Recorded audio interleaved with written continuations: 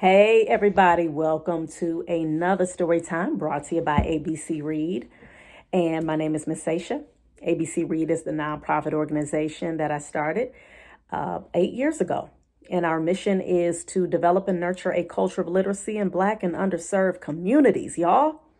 I welcome you if this is your first time here listening to one of the read alouds. I hope that you enjoy it and I hope that you stay and I hope that you like, share, subscribe, put comments in the comments section. Do all of that to show that you are engaged and letting me know that you're here.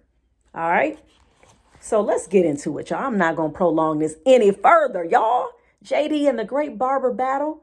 Jay Dillard is the author. Illustrator Akeem S. Roberts. Who is the best barber in town? We are at the point now where Henry Jr. did something that a lot of us have been like, what?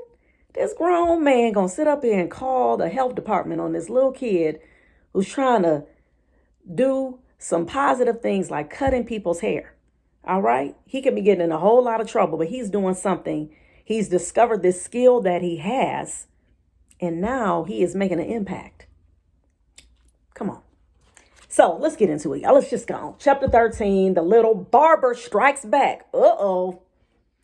After my mom got home with Vanessa, my entire family sat down in the kitchen for dinner like we always did on weekends. This time there was steak, rice, and collard greens that had been simmering all morning. Normally, I would have been on my second helping, but I just couldn't stop thinking about Mr. Victor and his threat.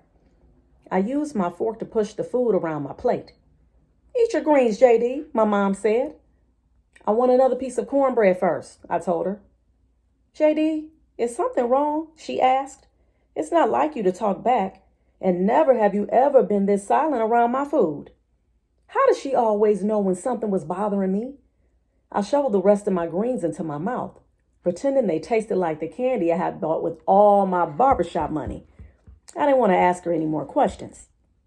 JD has a new video game console in his bedroom, Vanessa said. My mom looked at me shocked.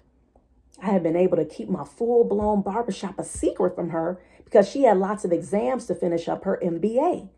Kids track was in the morning on Saturdays, so Vanessa hadn't entirely caught on to what I was doing either. Well, Mom, people have been paying me for their haircuts, and I saved enough money to buy it myself, I told her. That explains all the kids that have been running in and out of this house all weekend, Granddad said.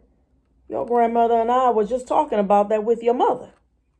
They all turned to look at one another.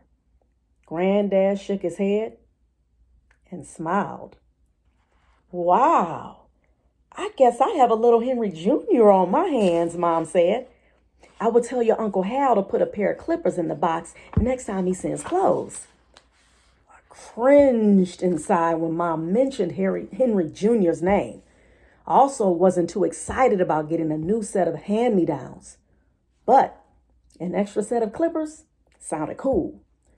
I was happy Mom wasn't mad at my business. I didn't need another person trying to shut me down. If it was up to Henry Jr., I'll be out of business before I barely got a start. After dinner, I couldn't sleep. And for once, it wasn't all the candy I ate. I hardly had any left in my candy jar, which was looking almost empty. How would I ever be able to afford more? Or the newest video games and comic books? I would be back at Jordan's house using all his toys and gadgets just like before. Mom always told me that we had everything we needed and it wasn't polite to expect others to just give us stuff. But with my barbershop, I could work for all those extras I wanted. Plus, it made me feel special. No one else at school could do what I did. Why would a grown man care so much about one kid cutting hair in his bedroom? And what could I do to stop him? I cut kids' hair better and cheaper than him, and that's why he was mad. That was his fault. I had to figure out a way to keep Henry Jr. from trying to destroy me. Maybe I could sneak into his barbershop and put super glue in between his scissors.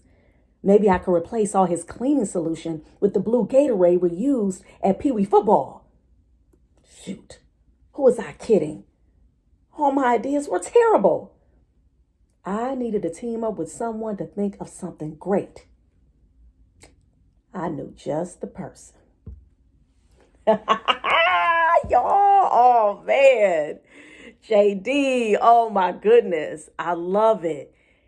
And don't y'all just love how he's thinking through this problem? He's just doing some really, really, really good man up type stuff. You know what I'm saying? Just like his thought process in terms of him cutting hair. He's being empowered, right? He's like, hey, look, I can be able to make this money for those extras. So I hope you guys are, really getting those nuggets and paying attention to those little gems that are being dropped in this book. JD right here is an empowered young black brother. And I hope that you all are getting that inspiration from him. And again, I'm feeling this book just like y'all are. Please make sure you like, subscribe.